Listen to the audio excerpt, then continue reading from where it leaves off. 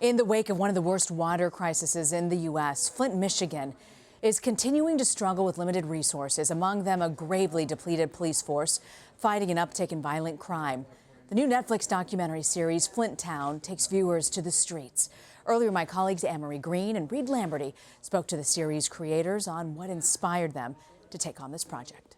I'd say it's the people. Yeah. I mean, I think, when you're there, you actually sort of experience something different than what, the one-dimensional sort of like big topic words that you just kind of described. And there's people there that are open and honest and authentic, and they're raw and they're angry, and they have all this sort of emotion bubbling up because they feel that they've been abandoned and sort of abused for so long. And so, I think as soon as we all went there, we just found a very honest community that wanted to sort of tell their story. And that's why we've been there for so long working on projects. There must be a level of frustration, though, because Flint has been telling its story for decades now, and it's like we're watching this slow motion crash almost. Are they frustrated?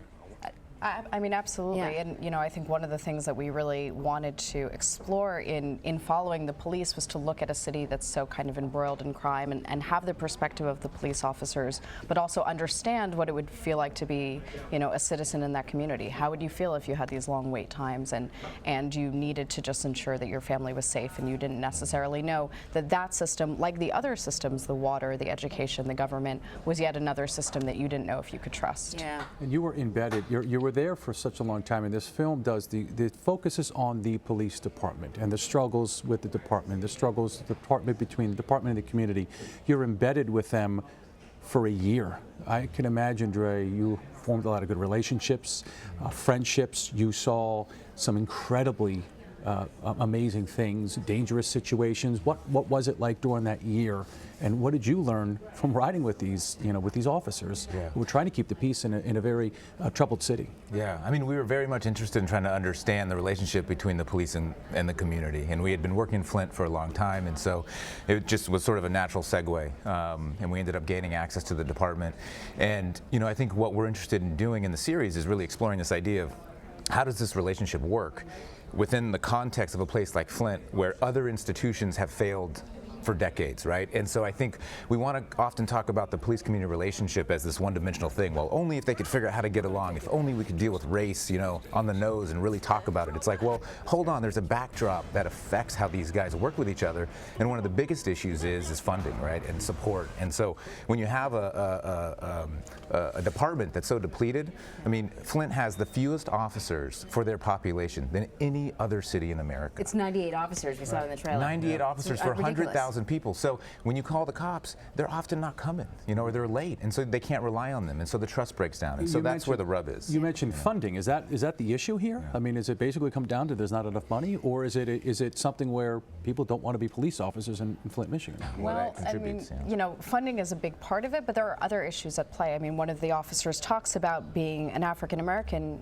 officer in, a predominantly black community. They're often seen as traitors, so the idea of recruiting, younger black officers is a problem. Recruiting women is a problem. Having enough funding to have the resources is a problem. So there is kind of a perfect storm that's not all about money. Money is a big part of it, obviously. I mean, Flint is like all the woes that plague us. I feel like just every topic we've been talking about for the past year, there are examples in Flint, Michigan. Were you concerned, though, because you're spending all this time with the police officers, and like you mentioned, you're getting close to them. Were you concerned about telling the point of view, the story?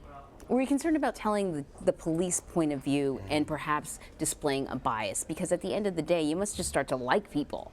Yeah, no, it's true. We have strong relationships with these guys, and we built those relationships over time. I think the simple answer is absolutely. I mean, we were very much concerned because we aren't naturally pro-police. I mean, we're journalists and we are, liberal-minded people, and I think that over the last few years we've seen a lot of stuff that's really made us question the role of the police in our society. And so, I think we went into this with that bias, but at the same time we went in very open-minded. We wanted to hear what these guys had to say. There seemed to be a lack of that, and as things were progressing with the police community conversation, we just weren't hearing what these guys really thought about what was happening in a way that cut through the noise, in a really honest way. And so you know, once we started riding with these guys, it just seemed like they were ready to kind of talk about it in a new way, and that's what we really leaned into in our show. We learn from this that they are as frustrated as police officers as the residents whom they are, you know, whom they swore to protect? Absolutely. I mean, in many ways, these guys, you know, I mean, half of the Flint Police Department is from Flint or grew up there or still have family there. Do they have to live there? I know in some police departments you have to live in the city. They used to. They changed it because it goes to your recruiting question earlier. It's like, you know, how are you going to recruit young families to have to move to Flint? I mean, that's a tough ask. Right. So, I mean, the premise of the series was really much predicated on this idea of like, you know, let's try to understand police in a deeper way. I mean, you know, for the last handful of years, we've seen the press officer stand up and say, unfortunately, there's been another officer-involved shooting. And it was like, well, now what? Who are these guys? What's happening inside the walls of some of these police departments? And I think that was a real big question for us. And, you know, fortunately, we were able to spend some time with these guys and try to really see. I mean, we had unfettered access there. And really, it's a testament to the department, too. They were like, look, guys, we don't have anything to hide here. You're welcome here. You guys figure it out. We're struggling trying to keep up. This is just what we're doing, you know? And sure, along the way, it's bumpy and messy, and we saw some things that we certainly questioned that I think the, you know, viewers are going to question. But that said, they said, look, come check this out and we'll talk to you. And they're frustrated. That's why they wanted to talk. And I will say, if I may, you know, your question about this dilemma is like very much what we also wanted to present to audiences. Like that dilemma is an accurate and appropriate question. I think we want our audiences to also feel the complexity of this situation and like to not necessarily go in and think that they know it all or not only have their bias, but to like, we hope that that dilemma transfers over through the material and people start having complicated conversations about this. Are you hoping that people look at their own city, whatever cities they live in, and ask the same questions and look at the police officers and the police department? Are there enough resources, and ask all the same questions that you're asking of Flint? Even further than that, I mean, you know, economy, poverty, school systems. Like, we're looking at systems really, and like, you know, I think Flint, we're talking about it, and you know, we have a really close relationship with the city, but it is a ground zero. There's many other cities that are like Flint and dealing with similar issues, and so Flint is a lightning rod for some of these other places. So we want them to look at everything. I mean, really, and like understand that, you know, if the system is breaking over here, it's going to affect police community or whatever those other religions are. It's a cautionary tale in many ways. And I would imagine during the course of this, we're going to learn about Flint itself and its history. A one-time booming middle-class American neighborhood, a suburb of Detroit, an auto city, and then it all crashed. And with that, you know, the dominoes fell and the entire city collapsed as a result. So we're going to learn about Flint, what it was, what it could have been, and obviously what it is today. Absolutely, yeah. I mean, that's the context in which the story takes place, right? I mean, I think when you hear politicians over the last few years talk about this American dream, I think for so many you think, well, what is that dream? I don't even know what that is. But the reality is Flint was once the poster child for this American dream. They had the highest median income in the country in the late 70s and 80s. Today, it has the lowest.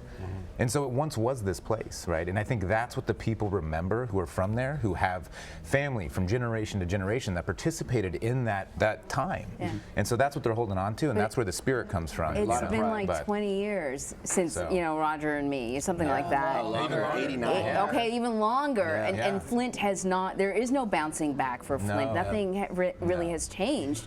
I noticed in the trailer, and we talked about this earlier, that in terms of the imagery, you keep coming back to the water swirling down the sink, the river rushing past.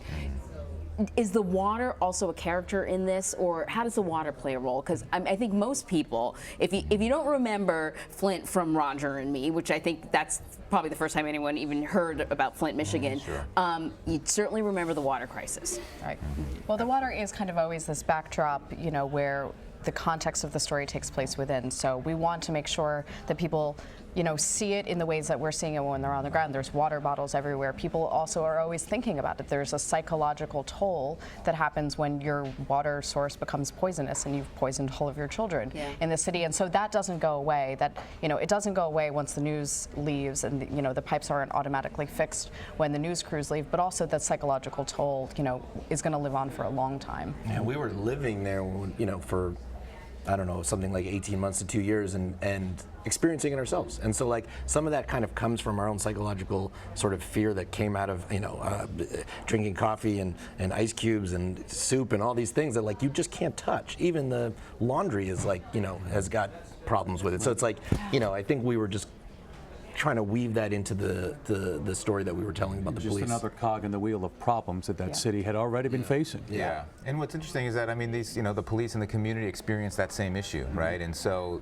there's this unfortunate kind of opportunity for middle ground and relating to one another, and some officers have families still there who are dealing with the same issues, and so there's this kind of we're all in it together sort of spirit. At the same time, it creates complicated relationships, because how can people trust their government, or how can they trust the police when they can't trust the government to even provide them with clean water? Yeah, I love that. I love that. I think I'm looking forward to this series tremendously. I love the concept of looking at all the different systems that have failed Flint, because I think, after you've seen one story and another story, there's you start to think, well, why don't you just leave? What's going on, And you don't have a real concept of how all the system failures have sabotaged the people that live there. So I think this is fascinating, including the people who want to live there and serve the community. Yeah. So bravo. Yeah, thank you. Thank you. Zachary Kanapari, Jessica Dimmick, and Dre Cooper, thank you so much. Thank you. You can catch Flint Town on Netflix Friday, March the 2nd.